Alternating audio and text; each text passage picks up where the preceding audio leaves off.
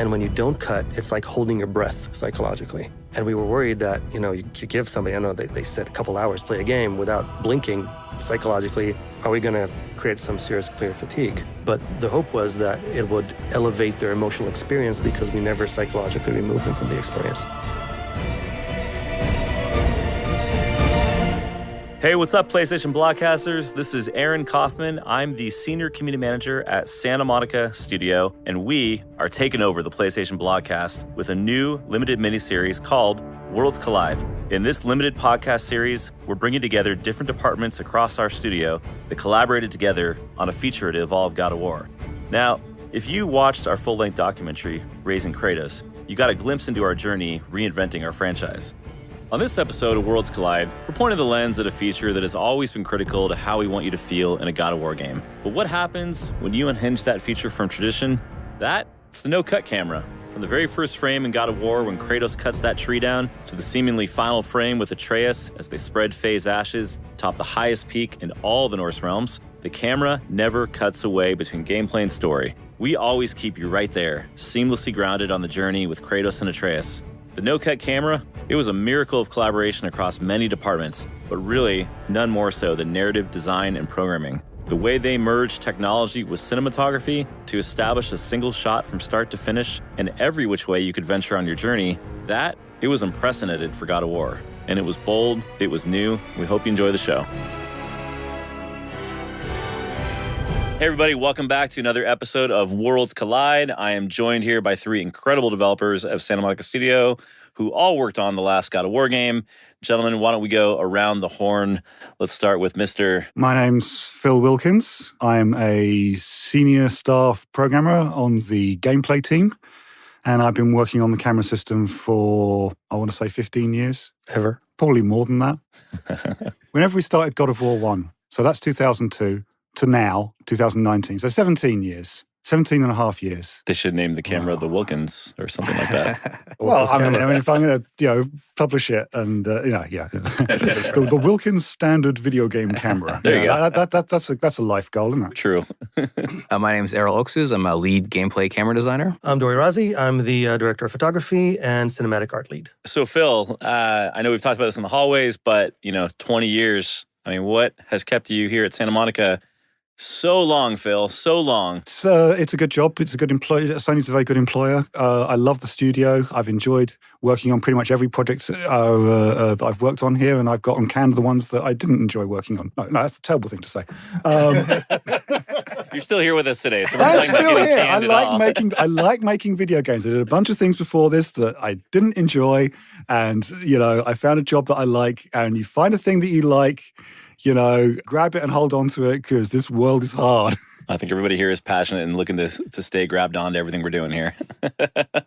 Erol, I know you were with us a little bit right at the beginning of Ascension or prior to Ascension? I came out a little bit after Ascension had started, yeah. So I was here through Ascension, shipped Ascension, did some work on Int 7, and then, the God of War, when that started up in 2014. And, for you, having been here now about, 6 years, give or take? Almost 9. Almost 9, yeah, wow. Yeah, my math is way off today. Kind of 6, with a bit time more. flies. What has it been for you as we kind of reflect on the last 20 years? I mean, for me, it's kind of, I feel sort of like privileged to have come in when I did, sort of kind of on the tail end of the classic games, because to be able to, work on that project after seeing it from the outside of the studio, from afar, how do they do that and all that kind of wonderful stuff, to be able to go in there, participate, and then be able to be on sort of a transition to evolve from what that was into what we did with the last game, I think has been kind of like, sort of like a once in a lifetime, once in a career sort of opportunity. So yeah, it's been great. And it's kind of nice to have this chance to talk about it and reflect on that. Yeah, absolutely.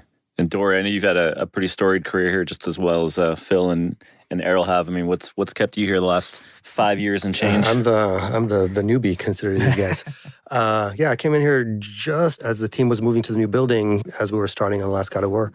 Yeah, been here 5 years. It's a great team, great studio to work in. Awesome. So guys, this last God of War game, between Corey and everybody in this room, kind of all threw down the gauntlet together on the no-cut camera. It was the first time in God of War history that we'd kind of unhinged that camera and taken the player away from that third-person perspective. And, when people first heard about this, it was a polarizing idea, whether here in the studio, even outside to the fans. And I think now here we are over 2 years later, and there's no doubt in my mind and the millions that have played the game that we pulled it off. A miracle in its own right. And so, I'd love to just kind of kick off here and kind of like take people back a little bit and kind of remind us all. I mean, what kind of incepted this idea and how were each of you involved in that decision? To jump in on that one, how the Sure, whole thing yeah. started. So first I heard of it was, I had one of my entrance interviews with Bruno, our animation director, and Corey, our game director. They kind of just threw it out there like maybe a thing they want to do. And I thought it was kind of, they were joking. But Corey has been wanting to do a no-cut camera for a while now. And, being the game director on this one, it was an incentive he could push. I was initially very skeptical as well, but as, Phil and Erol can attest this as well, when tech started to come in and we started to see that we can creatively pull it off, that was, pretty cool. Yeah, I think Corey did a good job of kind of easing our fears a little bit by, in the beginning, it was like, no cut. But it was like, but, maybe we might need to at some point. Like maybe we can when we absolutely have to. And he sort of was like, yeah, if we absolutely have to. But we didn't have to. It was a big task from a lot of different groups, not just camera. It's, every group was touched by this. But I think that alone, sort of allows us to kind of squelch that fear a little bit and kind of go forward. And then, the fake safety net. It was a fake safety net. Because I remember, to me, one of the things when it was described was the E3 demo where the camera's pulling back and you're on the deer. I was like, well, how do we get from this close up? And then, like a wide shot with the deer and the vista. And early on, I was kind of thinking, well, maybe this is when we can cut. But we didn't need to, and sort of just kind of took it from there. We just changed that scene. We just changed the scene. Things were accommodated too. But yes, absolutely. What about you, Phil? I was probably the only person who was like absolutely, utterly ready for this one. So we were having the first story time. This is the first time that Corey had... I don't think I was aware of the no-cut thing at that point, but I was aware that we had gone to third-person perspective over the shoulder. I'm pretty sure that that's where my head was at that point. So Corey gives out the first story time. We're going to do this, and we're going to do that, we're going to do that. And we're going to do it all with no cuts. And you're going to do it, he says, pointing at me. And I'm like, oh, wow, okay, well. And the first thing through my head is, my bit's easy. The game is already continuously no cut. We blend between half a dozen cameras at any one point in time. Most of the work I'd done prior to this point was making sure that interpolating all of these cameras was going to be completely smooth. And, so for me, cuts are a pain in the ass because I have to, everything in the game suddenly has to sequence at exactly this point. All our multiple different stages all have to go together, or you get things not being where they are across those frames. And we have a few of those in the old games that I spent far too much time trying to remove. So I was already super focused on no cuts is easy. But at the same time, I knew that for everyone else, it's going to be a nightmare because for them, cuts are a way of avoiding having to do things. It's like, yeah, you can just cut here and now we can just put everyone wherever we want them. Everyone gets to move around now. And the player, because it's a cut, it's discontinuity and they just don't see it.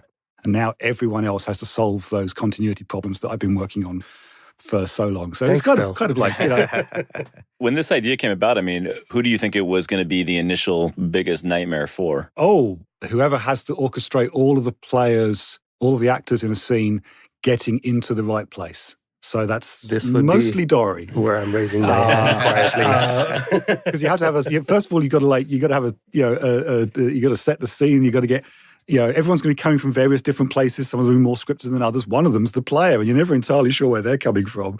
Yeah, no, or where they're going. Yeah, it was pretty crazy.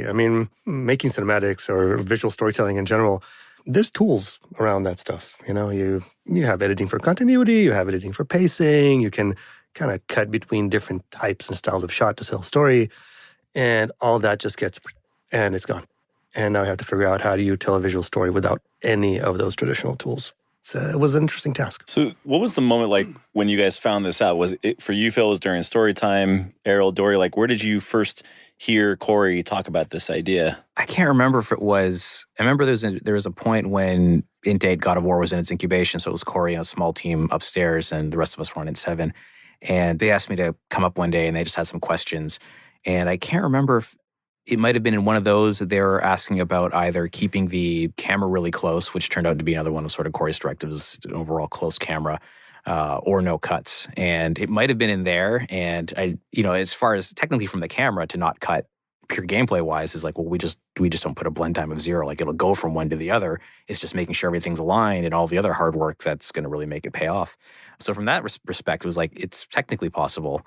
But I think maybe because at that time that project was still maybe a couple years off, it didn't frighten me that much. We had on Int 7, there was a certain point where a no-cut camera had been brought up.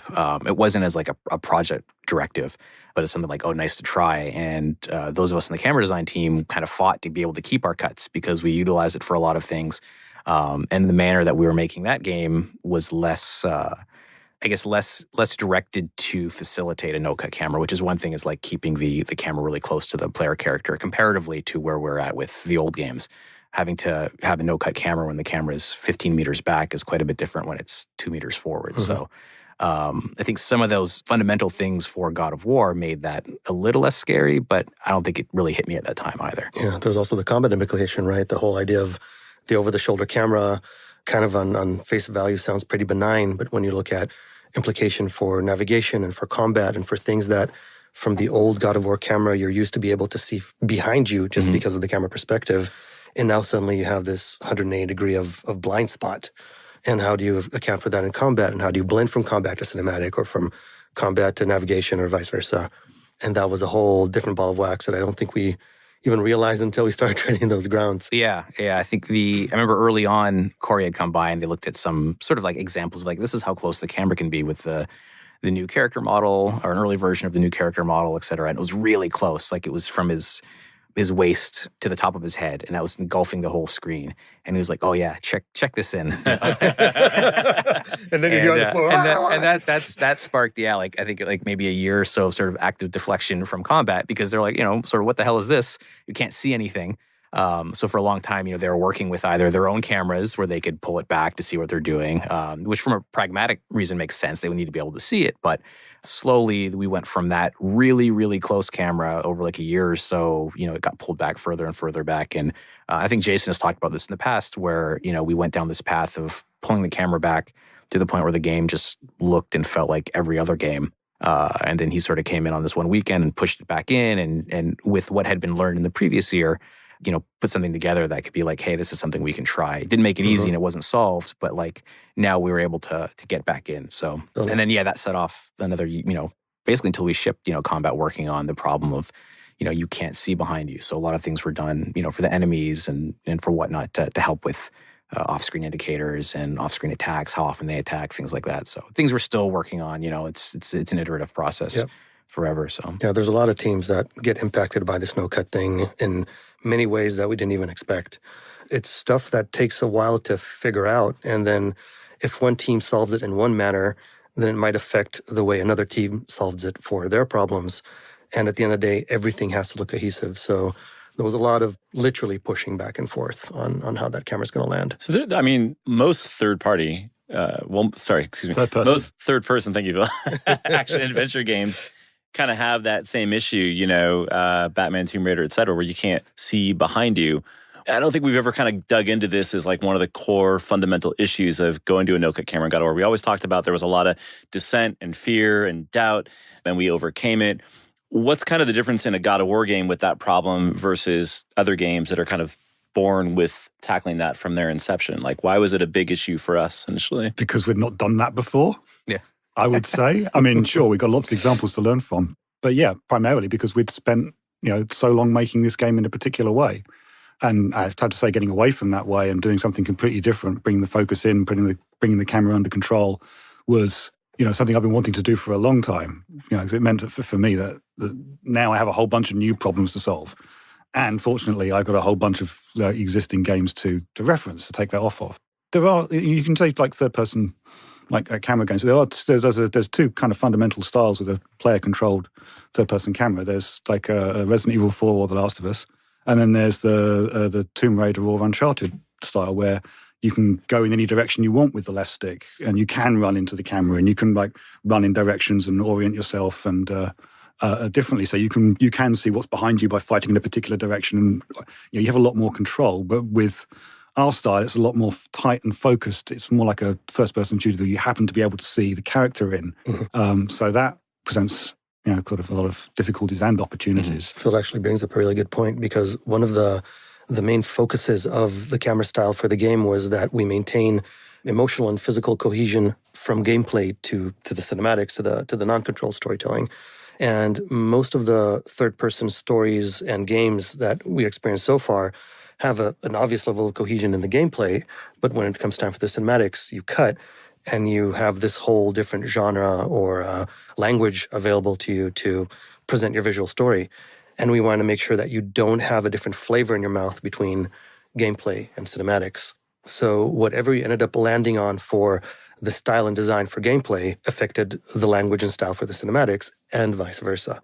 So whatever we committed to had to account for a very broad game type language, which is very challenging. Now, do you mean if I'm, even the first scene of the game where we go seamlessly from a cinematic to Kratos and Atreus fighting Draugrs for the first time, the violence and the brutality and the way the player has combat in that, and then coming back to a cinematic, is that kind of what you mean, like that visual language? Totally, and having an emotional transition that's non-jarring between those two events. You can be chopping some Draugrs around and then experiencing an emotional beat between Kratos and Atreus, and we can't cleanse your emotional palette by giving you a frame of black, right? It's got to flow through, feel right, pace it right, and the general way you look through the screen, right, the camera's essentially your eyeballs, has to feel the same way, or at least close to. So maybe we could take a scene, maybe the first, the bridge fall, when Kratos and Atreus fall through the bridge, and there's all the frozen Draugrs around them, and they're having that scene, they're on the ground, they're asking each other, "Is okay?" And they get up, and all of a sudden the Draugrs come alive, and they're, boom, right back in it. Could you guys kind of walk everybody through the flow of each of your roles, how they kind of intertwine in between cinematic and gameplay and if you have a different scene that you'd like to reference, that's just one that comes to mind for me. That's actually Serious Bastard. So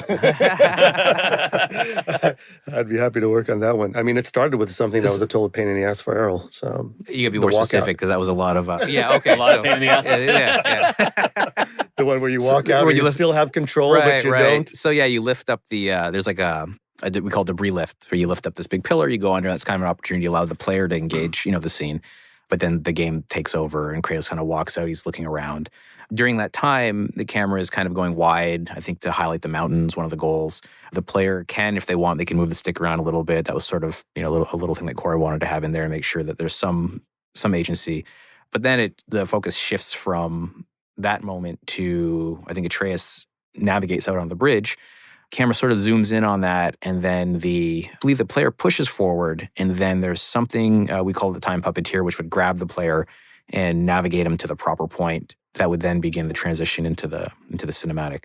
And that little moment there probably utilized most of the tools that we had to transition out of these. Yeah, to give a bit more information about what Erol just mentioned, it's one of the things we were fighting really hard against is not just to not hard cut between gameplay and cinematics, but also from an experiential standpoint on the player's stick, to not have them feel like suddenly control was taken away from them.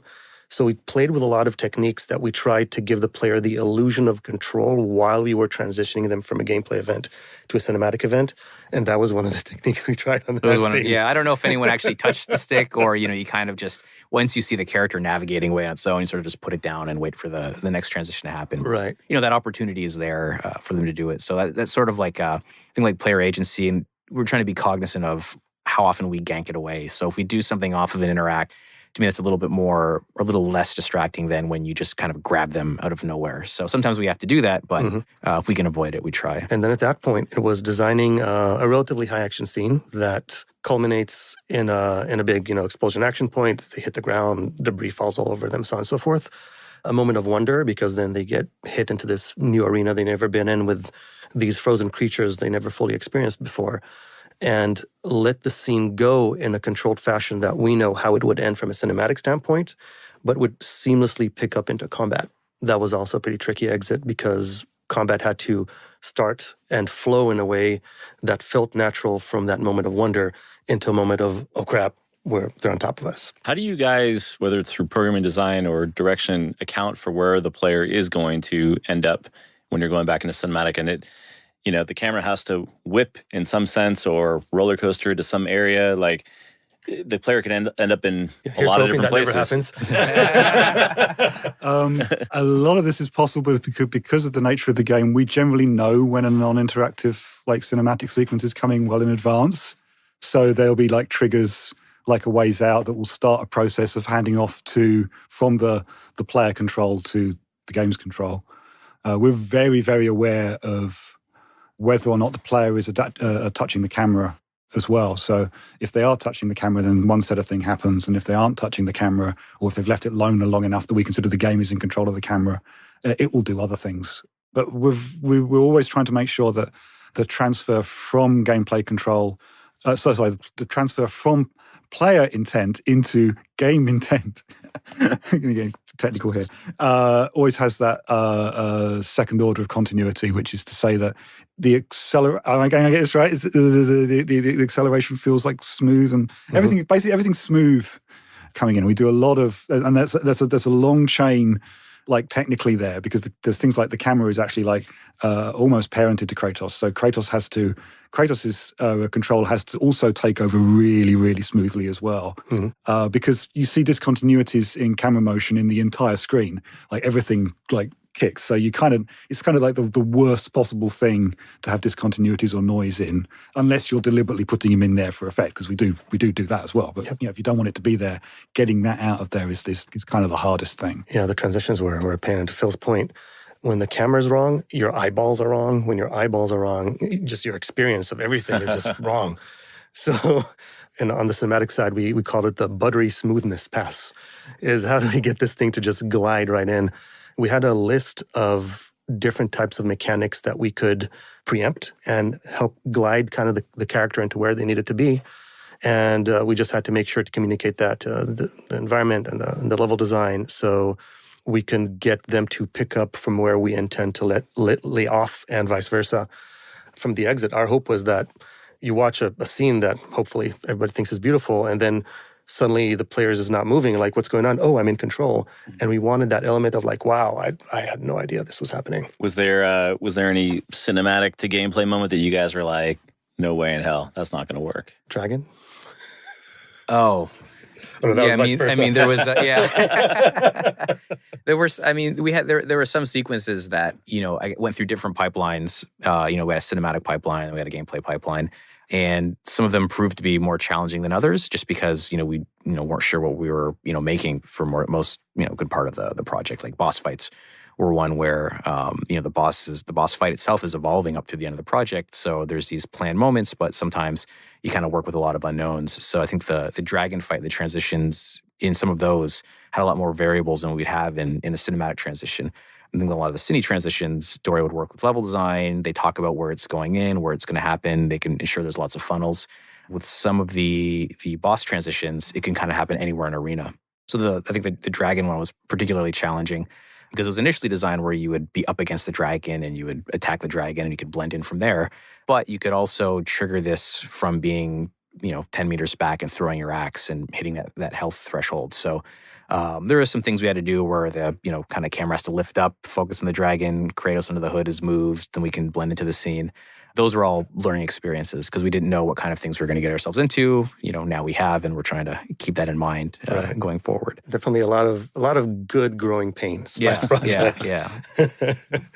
Yeah, I mean, one of the annoying challenges that we have to run into a lot, which is it's kind of fun when we solve it well, is coming out of combat into a cinematic.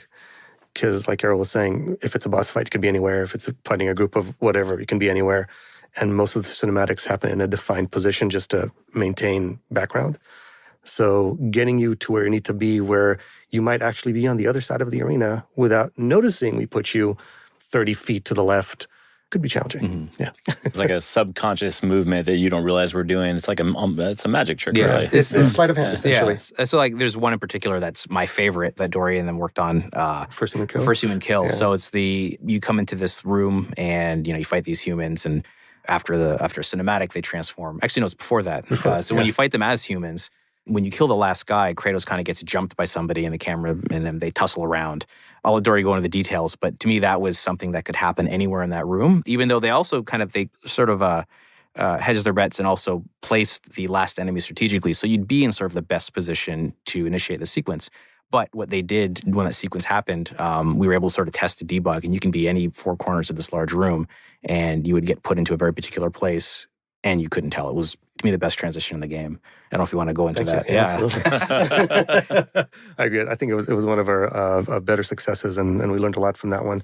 What we essentially did is find a good way for Kratos to initiate a very jarring move that creates a lot of movement in the background but keeps him relatively centered on frame, and utilize essentially a lot of motion blur in the background to jump that motion blur into another frame of motion blur that could be on the other side of the arena. So it's completely not noticeable.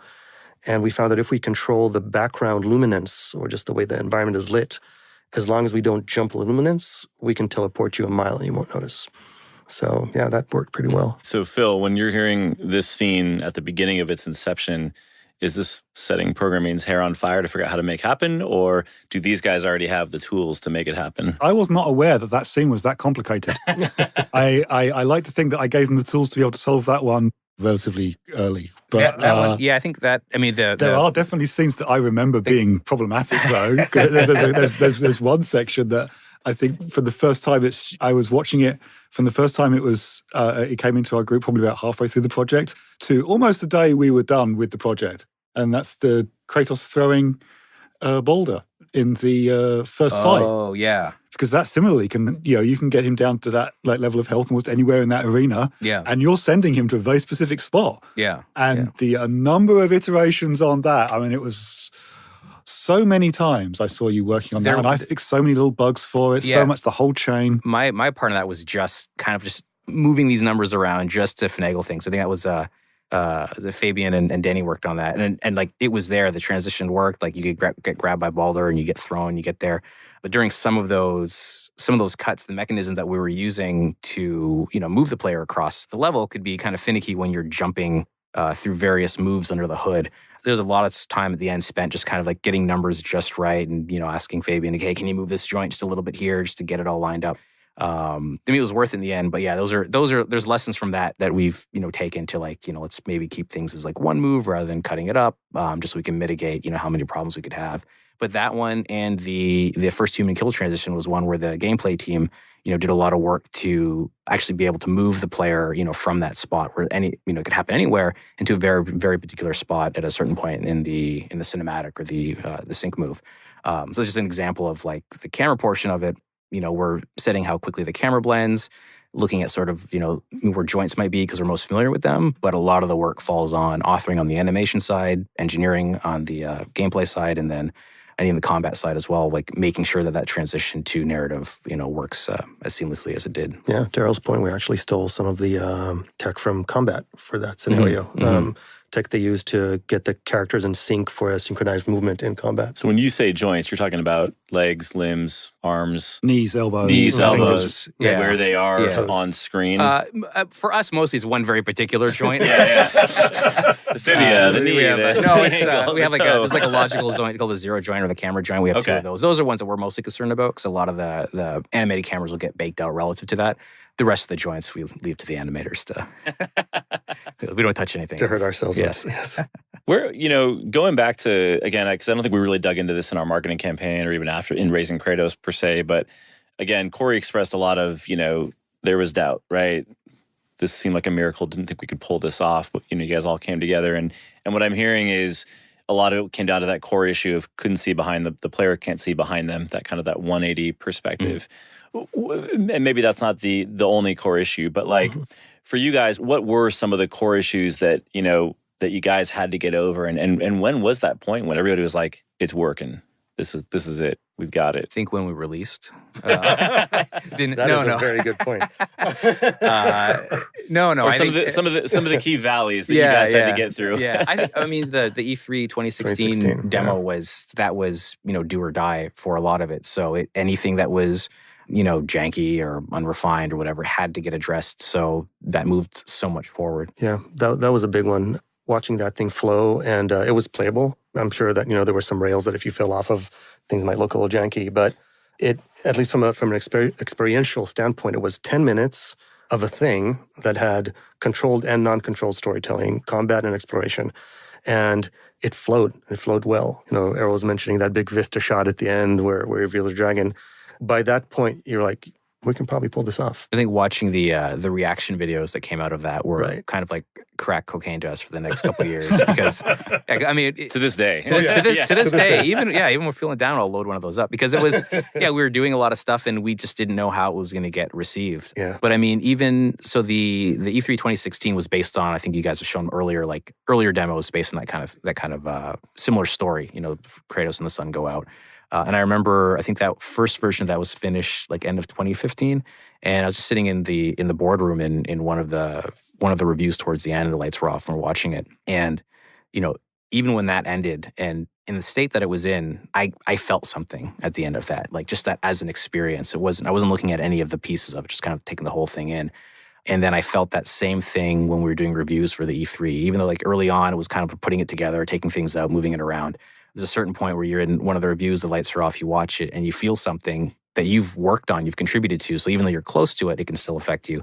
I think that came through in the reveal as well. Because when we watch people watching that, they're mostly engaged, they're mostly silent throughout, you know. And I think that's kind of a testament to the power of the story, to what the combat was showed, and the ability to kind of keep them engaged throughout without having to cut. Like, I think it doesn't really give you a chance to reset, but in a good way, because they manage sort of the intensity of it, the pacing of it. Yeah. One of the main things that we're concerned about is that cutting is a psychological blink.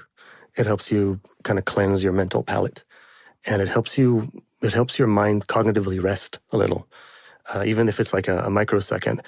And you cut a lot, you blink a lot, and you can take in a lot of story, and it gives you a lot of stamina for a lot of story. And when you don't cut, it's like holding your breath psychologically. And we were worried that, you know, you give somebody, I know they said a couple hours, play a game without blinking psychologically, are we going to create some serious player fatigue?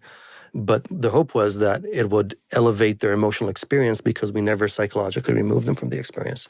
And like what Erol was saying, I remember one of those reviews, you know, everybody's sitting in a dark room and you see a thing that you've been working on. Technically it's a creative review. And you see the lights coming up and everybody just immediately started to talk about the things we need or not need to do. And towards the end of the iterations, the trailer was done, the E3 trailer was done, and there was just silence in the room. And, you know, they're like, okay, people didn't blink for the last 10 minutes and they feel good about it. It resonated. And that was like, you know, dinging the bell right there. We still had no idea how it was going to be received. So totally. That was... We liked it though. Yeah. You know, it's been mentioned a little bit that part of our no-cut camera has enabled our kind of seamless load times as well. You know, kind of load in the universe. I mean, how does that, as Phil looks on and like, oh my God. It was about to have you know, I mean, aneurysm. it's no secret that the PS4 is not a seamless loading machine, right? Mm-hmm. You know, you have to have a load time. How big of a challenge was that? And it was like this, the no-cut camera was like a gift and a curse at the same time, maybe? I as far as seamless gameplay goes, I recommend that everyone go back and play the very first God of War, because that is a seamless experience from beginning to end. There's no loading in that game. And that was hard. That was like coming directly off of optical with no hard drive in between. And then we did the same thing for 3 by taking advantage of the hard drive in between and having an active cache that knew what was coming up and pre-warmed it, so everything arrived in the right time, so it was massively efficient off of it. To this one where, you know, nice big hard drive, we know everything's coming. You know, this is easy compared to some of the earlier stuff, but you do have to do it from the beginning because you have to know, like, in advance where everything's coming from, you know. And you've got one of those games like ours, which is largely a long piece of string, or like it is now, which is kind of like a star with lots of bits of string coming off of it. You know, it's very easy to predict where you're going unless you're right in the middle where everything comes off of, and those rooms, those hubs are temporary nightmares, but at the same time, you still know things. So, yeah, there's a lot of magic in there, and there's a lot of stuff that I am very proud of for this studio to have achieved over these years. If we hadn't done it for that last game, that would have been a shock from my perspective. So we've been working on that aspect for a long time. It's good to remind people, you know, God of War historically has kind of had that no-cut camera in quotation marks, right? Mm-hmm. You know, I think it's, you know, we talk about it in a way that this is the first time, but, you know, we've done it in ways that were technically magical in the past games, and I think it's important to remind that, especially as we reflect on 20 years. We're not obviously we're not the first either. I mean, we cribbed heavily off of other games that also worked in a similar way. I mean, the no loading thing is directly taken from Naughty Dog. You know, you have to be inspired by, you know, the way that they streamed these enormous levels for Crash, because again, they're pieces of string, so they knew exactly where they were going. But they produced an amazing like visual quality at that same time. And Jack and Daxter, very early PS2 game that we were like, these guys are setting a technical bar, so, you know, we have to reach for that bar. And, in some respects, maybe we've... Oh, no, I can't say that. They're a perpetual inspiration to us. Yeah. I mean, also a lot of kudos should go to the, our team and the capability of the new machines and what they could render, and obviously with what they can render from the art team. Because there's always been like that liar syndrome in games. Cinematics are looking all nice and awesome, and then you play the game and it's a thing jumping up a platform. But we were actually able to create a cinematic experience that blends into the game that looks exactly like the cinematic experience, and then back into a cinematic that looks exactly like the game. So sure, we didn't cut the camera, but also visually we could maintain that level of cohesion across the entire experience. I think, one part of it is just like their ability to handle the anti-aliasing. Like we used to, in the earlier God of War games, we tried putting a little bit of handheld sway on the camera, and if you stood still, the entire background would just shimmer, so we had to knew to take it off. But in this game, there's none of that, so we were able to kind of maintain some of that language from the cinematic into gameplay without having to, worry about that kind of the problem that we'd had historically. We crossed a threshold where continuously moving the camera actually helps the rendering engineers. In fact, at a very low level, even if we stop moving the camera is actually perpetually moving by by a subpixel just to keep the temporal stuff happy. I may not be 100% on this. I'm not a rendering engineer, but my understanding is that now they just want continuous noise, because small amounts of noise fixes a lot of things. Yeah, I mean, as far as I know, I don't think there is a moment in the entire game that does not have any level of some form of handheld. Unless it's turned off. Unless it's turned off, right? Yeah. Unless it's explicitly turned off by the player. But it's true. How did you guys bring that kind of documentary filmmaking style to the game between narrative and the gameplay? What were some of the hooks from programming design and direction that brought that in? I mean, first it was to try to figure out what style of documentary we want to do, right? Because there's many different style of documentary, but the bottom line of documentary is you want to tell a story that is about a real thing that took place, but here's how, and let me bring you into that story. We thought it would be incredibly fun to create that kind of approach to something that is essentially fantasy, like real high fantasy. So it's like, hey, this real fantasy actually took place, and let's take you into that journey. Handheld was definitely part of it. It has kind of that raw, there's really somebody there behind there on the camera doing a thing, and they're really in there. I was there. I really was. I have the scars to show. So the handheld library was, for me at least, a very big deal, a very big part of it. I remember days where Erol and I were in mocap stage, and I was tethered to a treadmill, running with a camera in my hand to mocap how a running camera would look. But you were on a moving treadmill. The treadmill was static, but I was running on that treadmill. Okay, it was static. Yeah. Why wasn't it running? Because, it was running. Not fun. But I was running. The treadmill is moving. The belt on the treadmill is moving, and the airplane takes off if it has enough thrust. Okay, there you go, like that. Yes. Or trying to figure out what to do with a boat, and we created this seesaw on the mocap stage to create the right kind of buoyancy.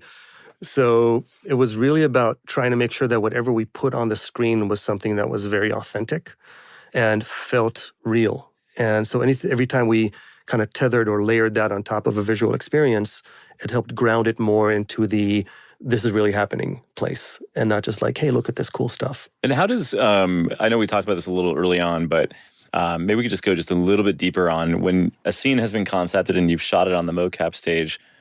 Between the three of you, programming, design, and camera direction, what are the dependencies that you guys all have to rely on each other for, when you're filming that scene? Right. So, I mean, for me at least, it starts with a lot of communications with Phil and Erol, because I need to know what I'm allowed to do and what I'm explicitly not allowed to do. So sometimes you have these crazy ideas about, hey, look at the script, we can do this or that. And, you talk to the guys and they're like, it's probably not the greatest idea. So, they're the grounding anchor of what is possible. We're the killjoys. You're the killjoys. I was trying to be nice, but yes. Killjoy Incorporated. But yeah, I mean, most of the tools they give us are pretty epic. So it's very rare that we want to do a thing that we can't. Yeah, but I mean, I'm sure they can talk a little deeper about the intricacies. Erol's got the hands on how, and Phil's got the fingers on making it happen. I think for most of the scenes, it was kind of the same process of, Dori would work directly with level design often, what's the layout that you're going to enter into the scene, how it's going to happen. That all helps us early on because we know, okay, we're coming from X gameplay camera, we're going to blend into the cinematic. So we'd set up sort of this kind of interstitial camera to handle that blend. Renee Nones, our other camera designer, did a lot of those and handled them quite well. And then kind of the vice versa, coming out of the scene, making sure that the characters are lined up, where they need to be, that, these invisible joints are where they need to be so the blend is smooth. And that we're also blending back into something that communicates to the player that they do have control. I think there's little tangent. There's times where we kind of like let the camera just settle, but there's other times where they need to know they have control back. So often we come out of cinematic into combat, you'll kind of feel the camera pull back a little bit in a very traditional communicative way of like, oh, something's going to begin. But yeah, I mean, aside from crazy things like jumping on flying dragons and other stuff, those are all very like... Or off a huge hammer. Off of a hammer, yeah. But I mean, the principle, a lot of those things can be the same. So even though within the scene, they're doing all this crazy stuff, if you enter into it with an interact and you come out of it with, kind of a standard position, a lot of that's kind of... pretty simple for us on our end, and Phil's got no issues. It's very strange for me because I don't tend to deal too much in like the day-to-day of like setting these individual scenes up or evaluating this particular area or whatever. For me, the whole process starts with so what tools are we going to need for this project? What's our area? What are we going to push forwards on this one? And I'll make little advances of they're going to come up with some plans or whatever, and I'll give them some things to solve some broad problems that are obviously going to come up. I mean, it's kind of hard to speak to specifics on that one because where my head is right now, because I can't tell you what we're working on right now, obviously. But generally, we have this broad suite of problems, and I start solving them, and as they need them, I try and prioritize individual tools that get for that one. So I'm very reliant on Erol asking for a thing to solve a problem that he is aware of now. And in many ways, many times that's just like a reprioritizing, like a thing that I already knew we were going to work on. And so for me, it's a lot of like getting things done in the right and most efficient manner. And then at the end of it, I get to see, okay, so we did this thing. And for some reason, this is all perfect apart from this. It does this thing here and we don't understand why. And now I have to go in with a whole bunch of tools that I've written for myself to understand and analyze and see what's going on and why this thing isn't working, and then trace down whose fault it is, and then go and berate some poor junior programmer who has missed out the fact that this thing that they thought they could. He just puts the dunce hat on them. Yeah, I try not to these days. Yeah. Dinner's ready. It's the microwave. I think, again, we kind of look back on the project and think about our fears and doubts, but I'd love to ask each of you if you can think in the moment, like, what is, for each of you, one of the most memorable problems that you overcame in kind of the development of this no-cut camera? It could even just be a reaction to a fear that you had in the moment you overcame that, like maybe something you're most proud of, maybe for each of you and within your departments. Well, I'll go, I guess, while Phil's thinking. I mean, there were a lot. I guess one that sticks out to me was some of the Dragon Arena transitions, because those were aspects that I had sort of taken for granted, thinking, oh, we solved it this way earlier with these scenes, we can utilize this. And it turned out that we couldn't. So that involved, combat designer Mark and some Phil and Tom in programming, like come together really quick in a short amount of time to, find a solution for that worked. Because that was one in particular where like when that initial solution that I thought was going to work didn't work, was probably like my biggest points of fear in the project was like, oh crap, how are we going to do this? Running out of time. But everyone came together and we found the solution. Some of it by just kind of talking to the right people. I think there was a change that was made for that scene we were talking about earlier, that first human kill scene. Mm-hmm. And when I got wind of that helped solve this particular problem. And that was just one of seeing everyone come together really meant a lot. So yeah, I mean, for me, it's kind of like, it's an annoying answer, but it's just the fact that we managed to tell a story without cutting the camera. We really didn't know if we could do it. I mean, anybody can shoot a no-cut camera. You pull out your smartphone and you point your camera and you walk around all day. You're going to create a no-cut camera. But can you create an evocative story that gives viewers that today are very knowledgeable about being told a visual story and are very critical about it, a story that they can engage in and get emotionally evoked by without using tools that they're traditionally used to. So we didn't know if that would be successful until, the game shipped and we got like our first month's reviews. So that was on our end probably the biggest challenge. I think the defining section of the game for me is the intro, because it's the bit that we probably we put so much effort into that. There's so many like one-off mechanics in there that you barely use later on, or was not really shown, but more importantly, it was just the emotional resonance it had with me while I was working on it because I solved so many. Because the very intro with Kratos and the axe, that's a very particular form of camera, and it had a few issues, and so that would be like the go-to one for fixing like these types of sequences for me, because it was like really early on and very simple, and also I absolutely love the fact that having come off of these other games where we have this enormous explosive intro, enormous monsters, the biggest thing you've ever seen. And for Kratos in this game, his first boss is a tree, and he chops down the tree. He got very angry at it, come on. But it's that whole sequence. I mean, he then carries the log on his shoulder, which was difficult. He was being guided along a spline, so that's a very careful piece of tech. The enormous tree right next to the camera, basically any error in its motion was amplified because it's so huge. So we had to get that thing attached to him just working correctly. All of the transitions in that sequence were all like custom and unique and special, and all of them could fail in horrible ways.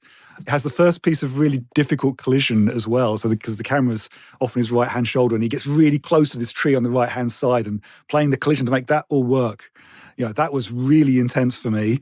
And then it comes into that bit where he's lighting the pyre. And for me, I lost a lot of family members over the last few years. And that was emotionally difficult. So right up until they get through that whole sequence, and then they rush off, and then you are actually under player control again. That whole bit for me was such a journey. Just getting that and making that look as good as it did and as clean and as seamless as it did, and still carrying through all the emotional impact put in there by everyone else in the studio. I was just, that's that for me. Getting that bit right, coming out of that and then into, and now here's our game. It's just, that's just, that was what I lived for. That was awesome. And it did take all of us together to get this together. I mean, towards the end of the game, I remember thinking about how everybody was just firing off all cylinders and how everything just came together to make it work. I think that's really what made it happen. Wow. Yeah, I never knew any of that. And Phil, that's emotionally kind of heart-wrenching and uplifting at the same time to hear you express it like that. It was difficult, and I couldn't tell anyone. It was like because it's like the intro to our game. You can't talk about this. My wife told about. No, it was a very emotionally intense period. So, yeah, but it was awesome. The only thing that came close was the reveal when Kratos steps through, like out of the dark, and the entire auditorium just loses its shit. I know you guys do talking about the reaction videos, but being in the middle of that when it happened, whoa! I'm never going to experience that again. Whoa! We'll see about that. I am hungry. Feed us. Right. Wow, guys. Well, that was a hell of a way to kind of get us to the end of this journey. I do want to take a moment to ask each of you a question that I'm enjoying asking everybody that's partaking in this series, which is, for each of you, if you could rewind the clock and go back in time, just reflecting, maybe just a short thing. What is one thing that you wish we had more time to improve on with respect to the no-cut camera? If there's one thing that you wish we could have done or improved on. I have one. Do you? Go for it. Collision. Collision. We started Collision too late. I underestimated the amount of work that player-controlled camera collision with the environment would take. And we made a few bad decisions, and I spent a significant chunk of the back end of the project fixing them all by hand. And not all of them. There's still things in there that I go, no, missed it. Whiffed that one. But you spent a lot of time on the one that probably mattered most, which was the first 15 minutes of the game. Yeah. I mean, it's picking your battles. Yeah. Right? You only have so much time to make these things. So, it's like the most complex part out of it is the production level. You're trying to organize all of these millions of bits that go into like getting everyone together to make everything. Yeah. Well, and not to sidebar here, but we all take that intro for granted. I mean, to the player, it looks like it's a somber, easy, relaxing scene to some degree. It's a serene nature walk with a log on his back, and nobody has any clue that, like you said, the millions of bits that go into making that possible, and kind of the emotional journey that we all go through creating it from every aspect of developing this game. So Yeah, some of the things you shared, I think a lot of people on the team aren't aware of because there's a lot of people that work on the game, and we're all not aware of what we're all working on all the time. So it's a rational one, isn't it? Is that everyone has like their different take on the thing. Like some people see it from this angle, and this has got this story, and someone else sees it from this angle and have this story. People take away different things. Yeah, you always bring yourself to a story. I don't think anyone has like a complete holistic view of everything that happened on this project, because there's a lot of things that connect to this project, and there's a lot of people that worked on it. It's like hundreds and hundreds of people just in the studio, and then in more.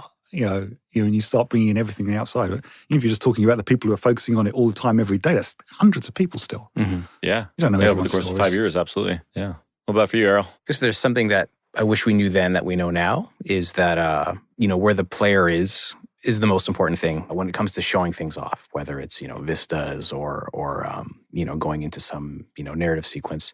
Coming out of the older games, they were sort of like a camera pass, quote unquote, that like a level would get done, camera would do its thing, the other one, they're all very discrete.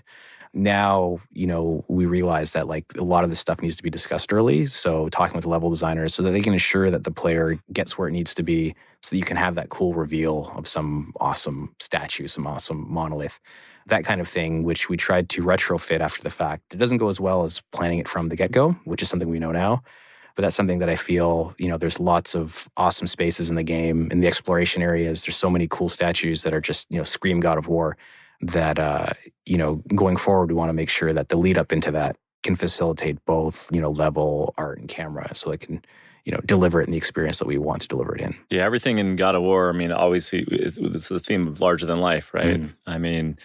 I don't think anybody knew that the stonemason was going to come alive at the end of the game there, and the way you guys make it feel like the Empire State Building is hovering over you with the camera. Mm-hmm. That's one of the things I've always loved about God of War games is, you kind of pull that trick, like something is always larger than you expect it to be. Yeah.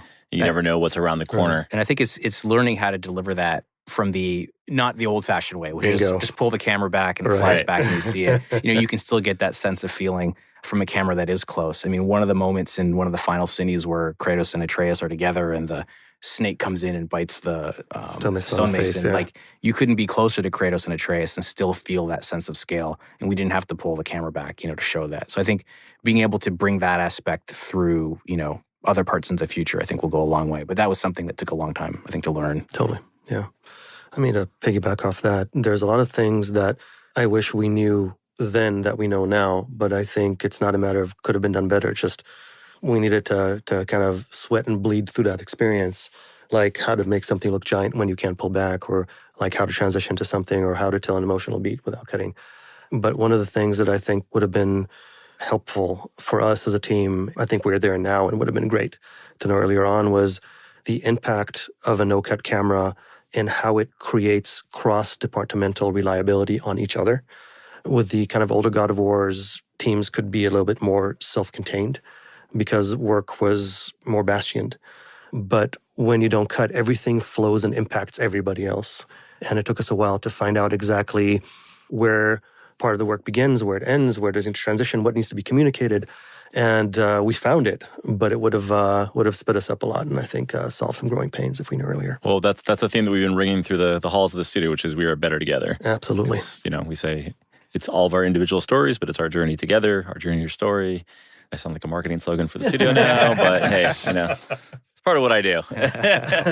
Well, this was amazing, guys. I think everybody listening learned at least a few new things that they never knew about the development of the no-cut camera. And once again, guys, thank you so much for joining on this. Are there any final words you'd like to say to fans and developers and really anybody out there for each of you? Thank you for playing, and we read all of your comments on all of the forums. We do, and we shouldn't, but we do. Oh, Phil, come on! But we appreciate that. I've read some things. It's not my fault. I want to throw Corey and Jason under the bus. It's their fault, totally. They don't mind. No, we like it. Yeah, we can't be more thankful for the fans. Their engagement is so inspiring, and it makes what we do worth it. So super thankful. Awesome, guys. Well, enjoy getting back to work on whatever it is we're working on next. Shh. And we'll end it with that. All right. Thanks, everybody. Thank you. If you're interested in working here at Santa Monica Studio, we are actively hiring for our next project. You can learn about our studio and more about all of our open roles on our official site at sms.playstation.com. And if you're one of the many fans out there that wants to engage with us, you can follow us on Twitter at Sony Santa Monica or on Facebook, LinkedIn, or Instagram at Santa Monica Studio. If you enjoyed this episode of Worlds Collide, please hit that subscribe button wherever you might be listening to this podcast. From everybody here at Santa Monica Studio, thanks for listening. Hey folks, this is Sid Schumann from PlayStation Blogcast. We hope you enjoyed this special episode of the show, which gave an inside look at Santa Monica Studio, creators of God of War. We'll see you next week with a normal edition of PlayStation Blogcast.